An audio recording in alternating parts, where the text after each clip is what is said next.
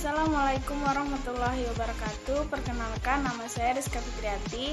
Saya dari kelompok 10 akan menjelaskan tentang materi pengelolaan DAS. 1. Yaitu tujuan pengelolaan DAS.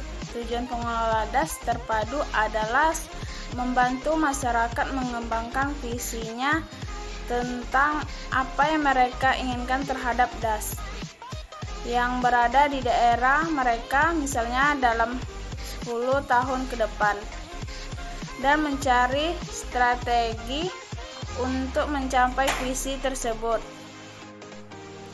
Maksud pengelolaan DAS terpadu adalah suatu pendekatan yang melibatkan teknologi tepat guna dan strategi sosial untuk memaksimalkan pengembangan lahan, hutan, air, dan sumber daya manusia dalam suatu daerah aliran sungai yang bertujuan untuk memenuhi kebutuhan manusia secara berkeseimbangan.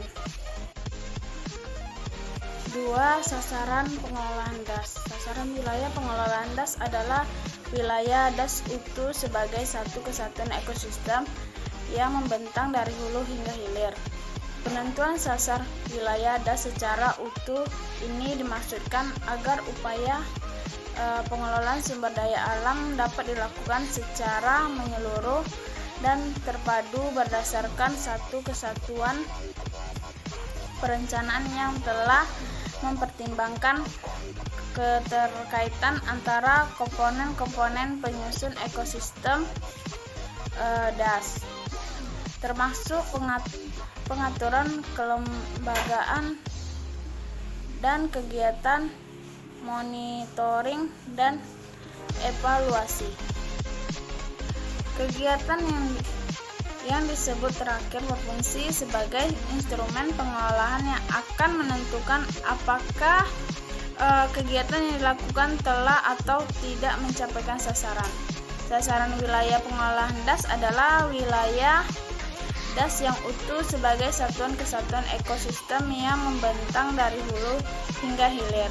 Sasaran dalam pengelolaan DAS yang ingin dicapai adalah A.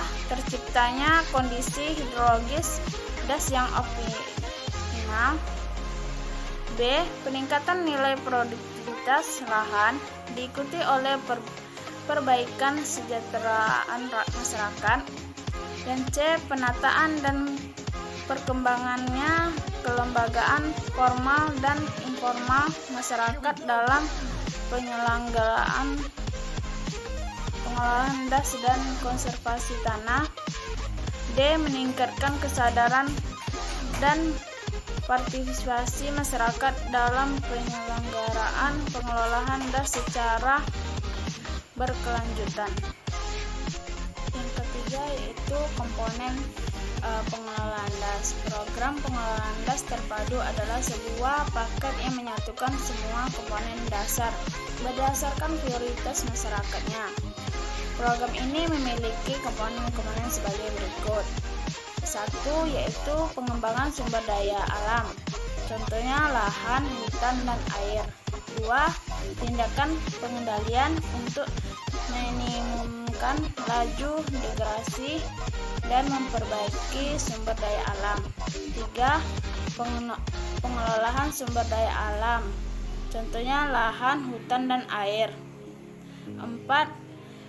Yaitu diversifikasikan mata pencarian.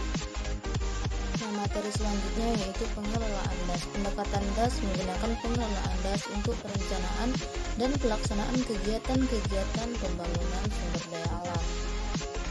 Selanjutnya, kaidah pengelolaan DAS. Konsep dasar pengelolaan DAS adalah bahwa keberhasilan pengelolaan akan terwujud bila seluruh pengambilan kebijakan seperti pemerintah dan lainnya.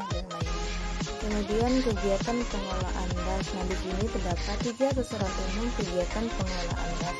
Yang pertama rehabilitasi, kedua proteksi, yang ketiga peningkatan.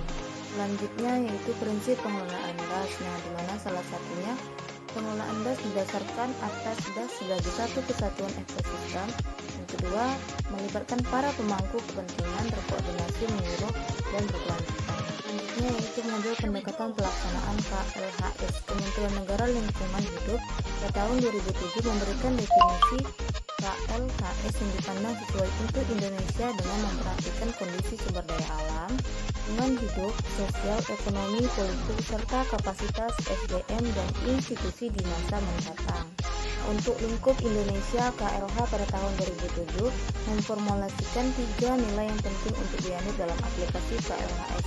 Yang pertama keterkaitan, kedua keseimbangan, dan ketiga keadilan. KLH ada 6 tipe aplikasi KLHS. Yang pertama dalam perencanaan ruang, rencana pembangunan jangka panjang, penagihan rencana pembangunan jangka panjang, program perkotaan, sektor dan kebijakan.